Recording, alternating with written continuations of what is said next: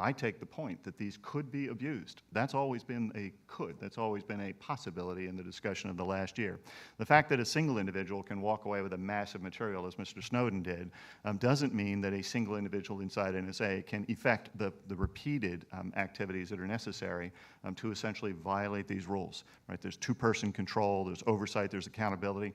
Let's take the 10 instances that you spoke about, Jameel, earlier, of individuals at NSA who have been found to intentionally misuse the SIGINT system. The majority of those individuals across a 12-year period were in fact using the system that's available overseas, right, to essentially target foreign persons. And the majority of them, in fact, were trying to find out whether this person that they had a relationship with was true to them, had another person, another kind of friend, whatever that might be. That's why it was called by the press Lovent, not by NSA. By NSA, it was called a crime, right? And despite the fact that this was rent upon innocent foreigners, NSA stepped in each case, caught this literally within hours in each case, stepped in, removed the authority of that individual to use the SIGINT system anymore. In the case of the military personnel, they were reduced in grade. There was a financial penalty. They all lost their clearance. None of them work for the National Security Agency anymore.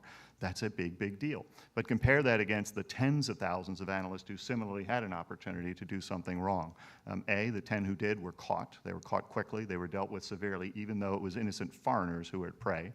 And B, there were tens of thousands of those who did not. So I take the point that there must be imposed controls, accountability on this system.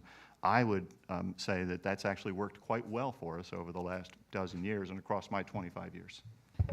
But if it worked so well, then why is it that only after the programs were disclosed did we learn that the programs were unnecessary? The call records program, why was it only after the program was disclosed that the government conceded the program was unnecessary? The programs have not been declared as unnecessary. The President said that what he wants is a different implementation of that program to increase the confidence of the American public in those programs. Hold the data in a different place, but make the data available to the National Security Agency or the FBI. Right, the National Security Agency is not collecting call records in bulk. That's a huge shift.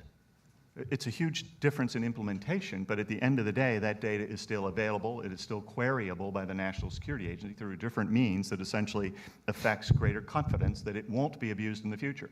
Having declared that it hasn't been abused in the past, there have been compliance incidents, I'm happy to talk about those, but it has not been abused in the past. Jeffrey Stone says that, the President says that, but there is the possibility, as you suggest, that in any program where extraordinary authority is extended to an organization, of future abuse. And what the President says is we need to hedge against that.